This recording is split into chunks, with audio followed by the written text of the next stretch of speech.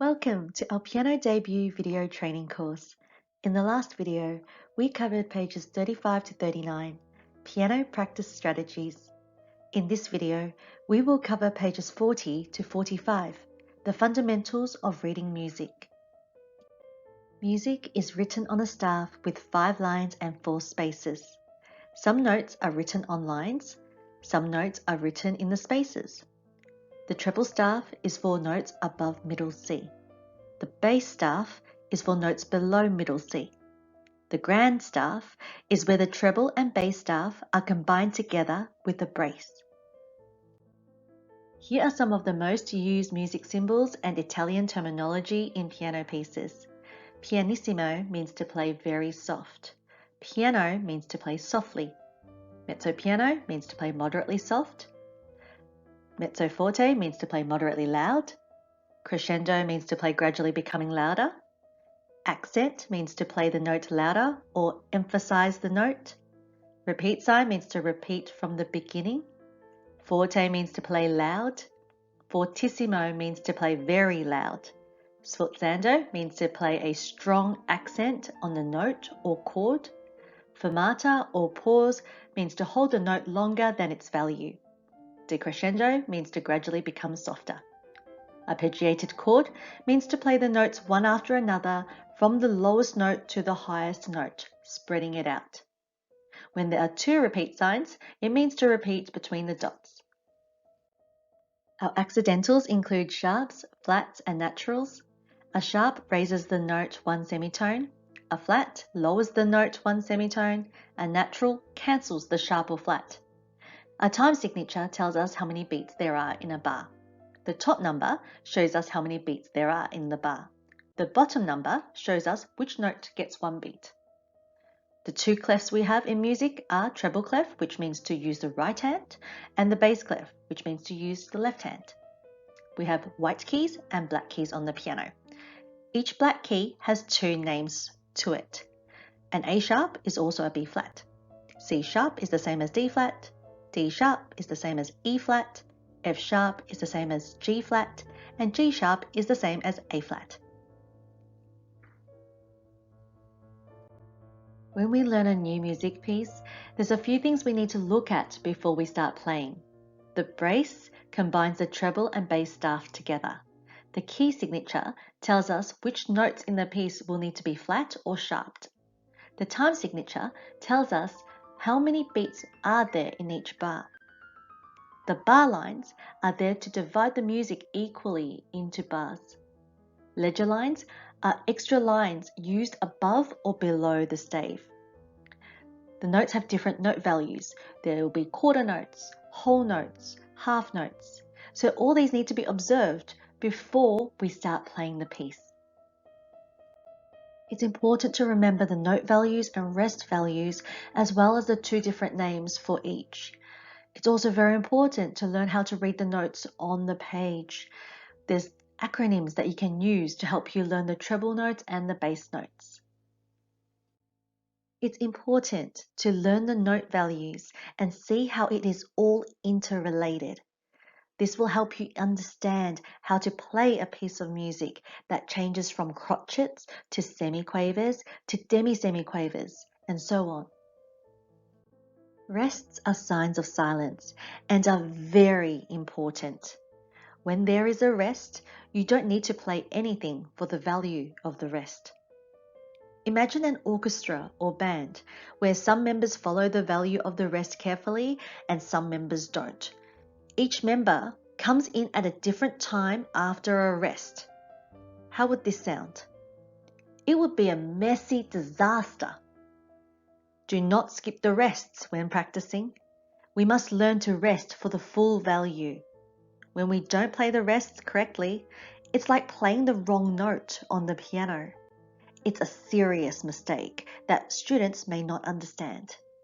That's why I'm emphasizing on the importance of rests. Don't skip the rests. Time signatures are at the beginning of a music piece to show how many beats in each bar. It's important to learn the most common time signatures to help you count and play the piece evenly in time. The top number shows how many beats per bar. The bottom number shows what kind of note gets one beat.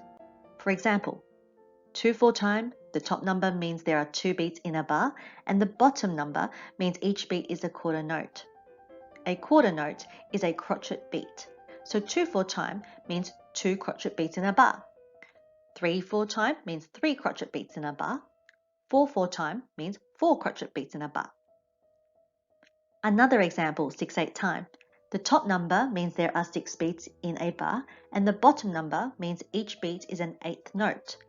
An eighth note is a quaver beat, so 6/8 time directly translates to 6 quaver beats in a bar. However, this is not the answer for exams. Notice that 6/8 time is called compound duple, and all the 2/4, 3/4, 4/4 time signatures are called simple duple, triple, and quadruple.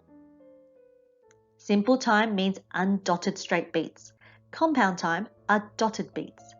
So for 6/8 time to be called compound duple, this means that the 6 quavers are grouped into 2 groups. That is, 2 dotted crotchet beats. So 6/8 time means 2 dotted crotchet beats. 9/8 time is 3 dotted crotchet beats in a bar, and 12/8 time is 4 dotted crotchet beats in a bar. Important Italian music terms. Allegro, lively and fast. Allegro is like a rabbit trying to win a race. Moderato, at a moderate speed. Moderato is like jogging in the park. Andante, moderately slow. Andante is like a pleasant stroll on the beach. Largo, slowly in a majestic style. Largo is like a hippo on a lazy day. Staccato, short and detached.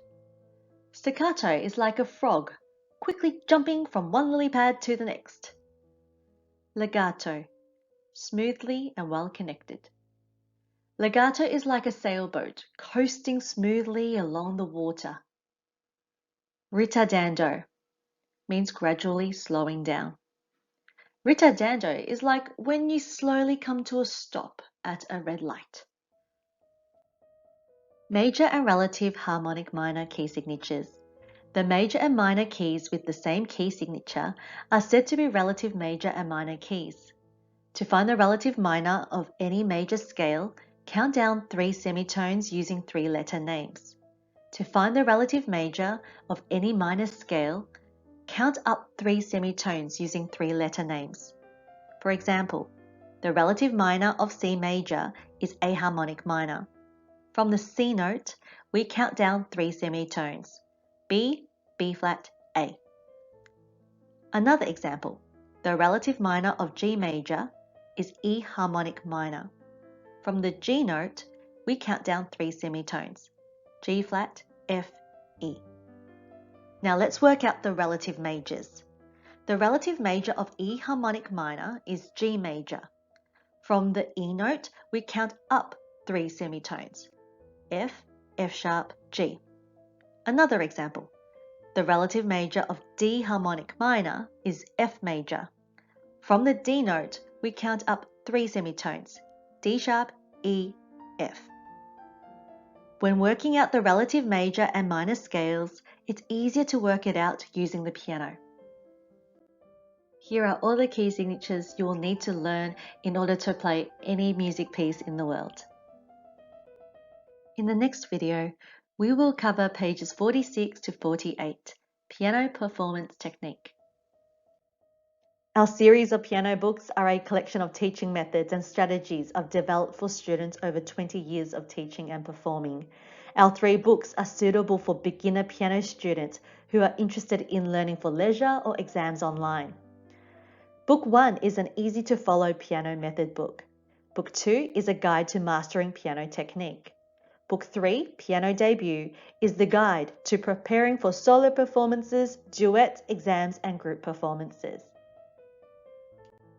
Download a free copy of the book today from our website and join us in our upcoming video tutorials where I will take you on a journey through the world of music performance. Thank you for watching and see you in the next video.